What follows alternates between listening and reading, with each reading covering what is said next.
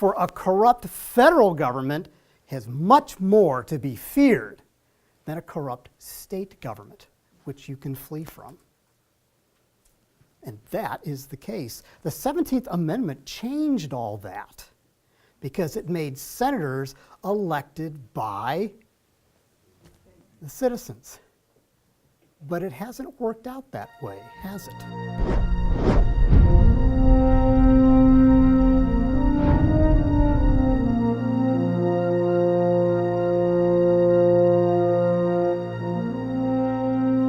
Do you remember this from school? Now, I'll take it back. Legislative, executive, and judicial branch. Go through this kind of quickly. So, what's the purpose of the legislative branch? Yeah, to our founders, it's the most important branch. It makes the laws. And who influences the legislative branch? Okay. The executive branch. What interests are represented there?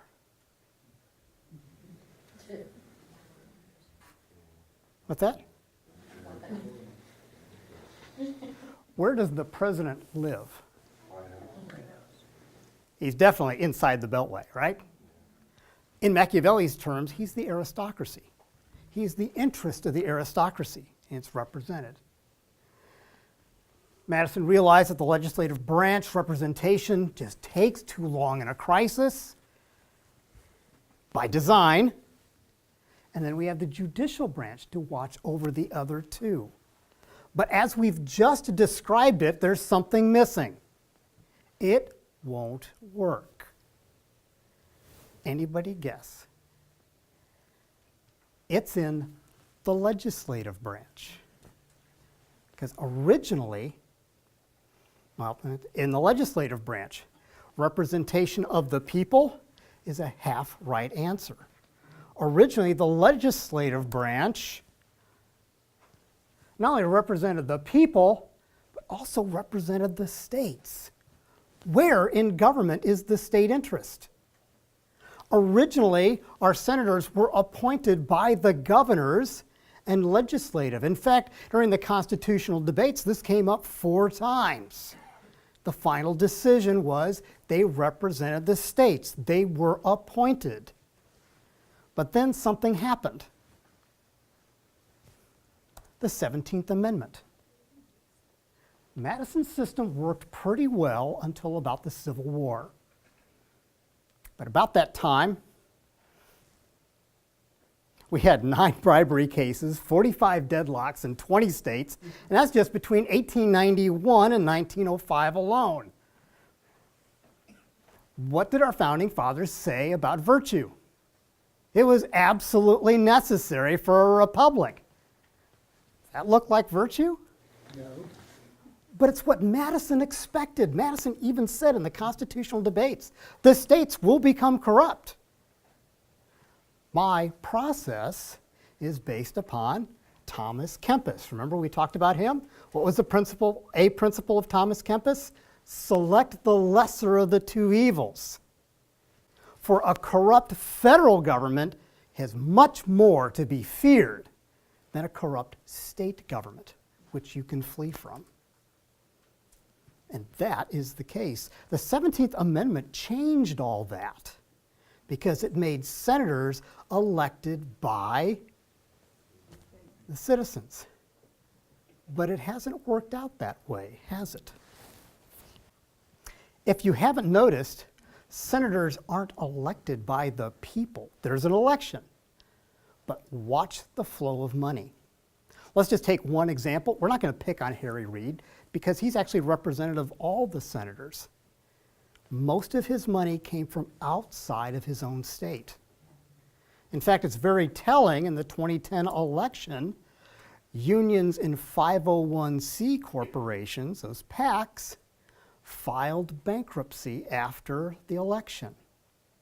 Why is that? And is this really a better system? That's something that you'll have to talk about.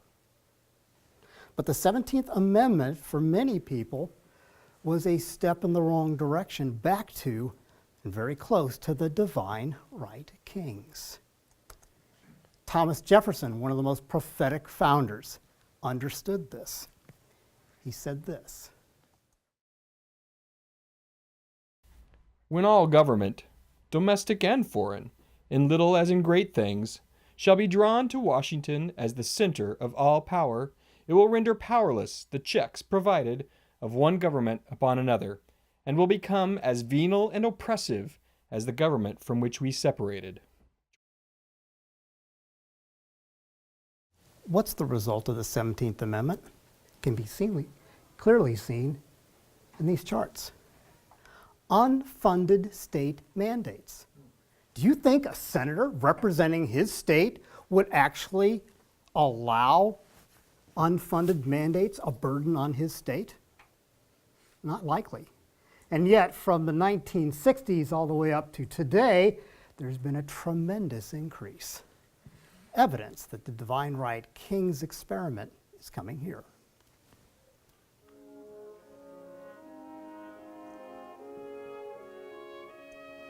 All governments become corrupt and tyrannical. In fact, the modern assumption that we have inherited a benign and benevolent government of our political party would have been totally alien to our founding fathers, even if you were talking about the government created by their own hands in their own era. Understanding this tendency of governments and the path back is essential to liberty. The key is not necessarily to preserve liberty, but to renew liberty. And historically, the Reformation should have never happened. But instead, the Christian epic, the Reformation, did happen. The Christian epic goes down in history as the only social epic to renew itself, to go to the brink. And it took 300 years, but it came back to the brink. Our founders recognized this as a solid foundation for freedom and liberty. And that is the conclusion from today. Now, whether your political leanings are left or right, this common ground in Machiavellian education, it seems like we should be able to agree on the preservation and renewal of our freedoms. The influence of biblical Christian morality in society and government with transparency provided by the First Amendment and exercised by an educated public is the key to regaining lost liberties. It is a conversation that must again start in the biblical church, just like it always has been historically. Finally, consider this. If we as Christians are unified, why would we ever consider dependence upon an inherently corruptible government? For all governments eventually become that. A government that would choose winners and losers, only to reverse sides when expedient. A government that would pit us against each other. Together as Christians, who do we fear? Or perhaps we should ask, who do we fear the most? A government inevitably corruptible, bent on subjugation and its potential, or ourselves? This is the question that lies at the heart of the debate today, among Christians and among our society. It lies at the heart of the American truth.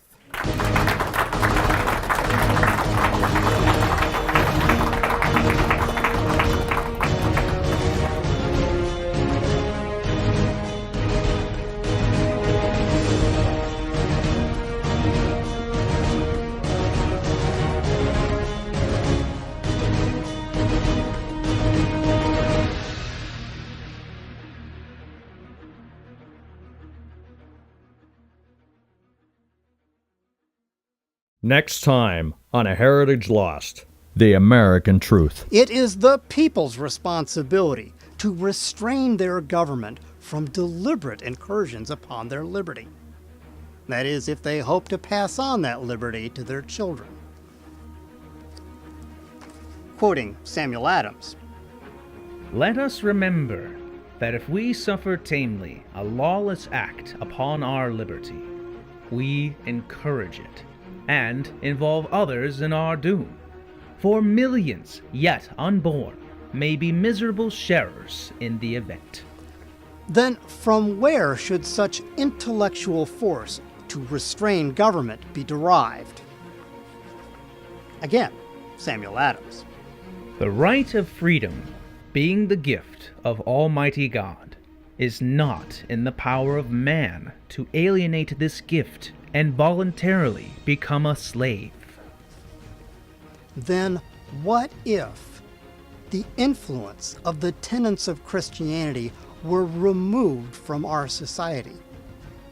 What would be the fate of our nation, our communities, ourselves? We know the answer, for our founders witnessed it with their own eyes. Two nearly simultaneous revolutions, one firmly founded on the Christian epic, the other totally devoid of it, for Catherine de' Medici had successfully wiped it out less than a century before. This is where we're going next, where there is no speculation or interpretation to be had. For the French and American revolutions could not have been more different, even though they had the same objective, the rights of man. And we'll compare both events through the eyes of the only founding father to have participated in both revolutions. An eyewitness account by Thomas Paine. Next time, here on A Heritage Lost, the American Truth.